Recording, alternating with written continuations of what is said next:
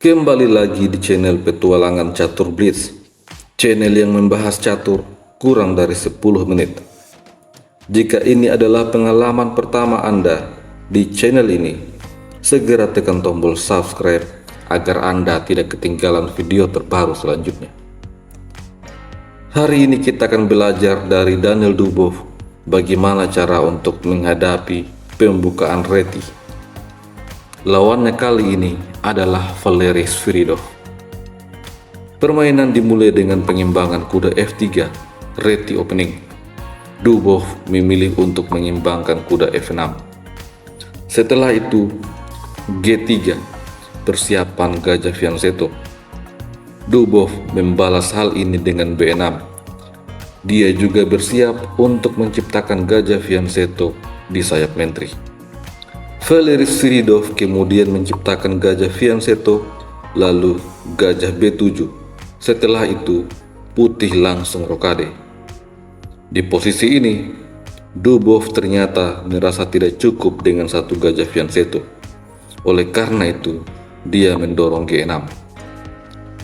Putih membalas dengan dorongan pion C4 dan Dubov mendorong C5, menghadang laju pion C.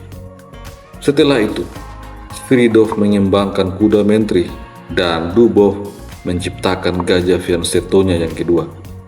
Ini adalah posisi yang sangat penting. Seringkali di level manapun dua gajah fianchetto dimainkan. Oleh karena itu, jika Anda menyukai gajah fianchetto, maka game ini harus diperhatikan dengan baik. Valery Sviridov kemudian mendorong D4, menantang pion C. Pion makan pion menyerang kuda, tentu saja menteri makan pion.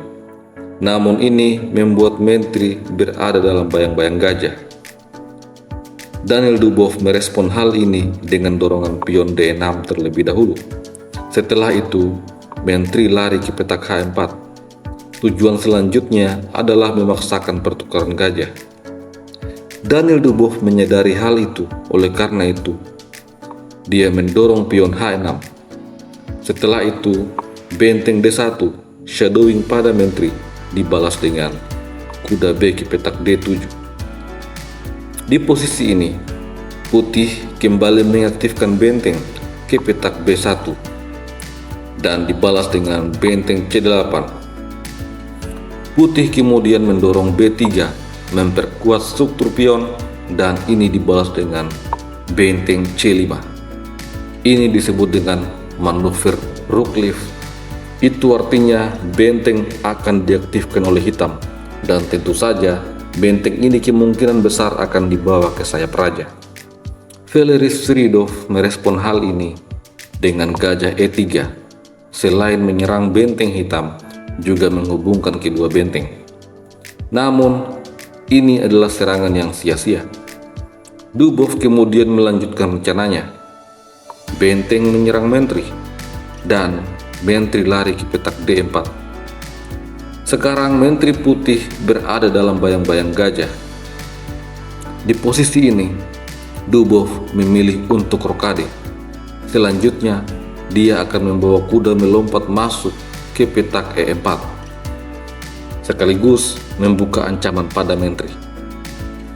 Valery Sviridov menyadari bahaya itu. Oleh karena itu, dia menarik mundur menteri ke petak D2. Setelah itu, menteri A8.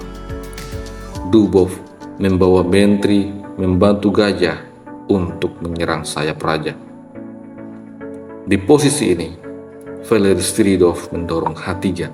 Setelah itu, kuda diaktifkan ke petak E5, menantang pertukaran kuda. Selain itu, Dubov juga memancing pion G4 dimainkan untuk menjebak benteng. Dan ternyata, Valery Sviridov tertarik untuk menjebak benteng. Ini dibalas dengan gajah makan kuda. Kalau sekarang pion makan benteng, maka gajah makan gajah. Daniel Dubov menukar satu benteng dengan dua perwira ringan. Evolution bar menunjukkan bahwa putih jauh lebih unggul dengan posisi itu. Di game sesungguhnya, putih tidak berani untuk mengambil benteng. Oleh karena itu, dia memilih pion makan gajah. Kemudian, Dubov kembali membuat langkah yang sangat luar biasa. Benteng makan pion. Jika sekarang gajah makan benteng, maka kuda makan pion. Skakster, menteri akan jatuh. Oleh karena itu, gajah tidak boleh memakan benteng. Valery Sviridov terlebih dahulu melarikan menteri ke petak E2. Dengan demikian, maka gajah siap untuk mengambil benteng. Akan tetapi, Daniel Dubov kembali memainkan langkah yang sangat luar biasa. Kuda makan pion, skak. Di posisi ini, Valery Sviridov memilih untuk membawa raja lari ke petak F1. Namun demikian, Dubov kembali membuat langkah kuda makan pion. Di posisi ini, langkah terbaik bagi putih adalah gajah makan benteng. Setelah itu, kuda H2, skak. Dan jika raja lari ke petak G2, maka gajah makan kuda. Posisi ini masih lebih menguntungkan untuk pemain hitam. Namun demikian, di game sesungguhnya, Valery Sviridov rupanya tertarik untuk mengambil kuda. Di langkah selanjutnya, Valery Sviridov membawa kuda ke petak D5, menghindari ancaman dari gajah sekaligus untuk menutup perlindungan menteri pada kuda. Namun demikian, ini adalah blunder yang sangat fatal. Valery Sviridov kemudian menyadari bahwa ini adalah langkah yang tidak tepat. Oleh karena itu, dia langsung menyerah. Jika game ini dilanjutkan, maka kuda G ke H2, sebuah skakmat yang sangat luar biasa dengan kuda. Sampai jumpa lagi pada video selanjutnya. Salam Gens Onasimus.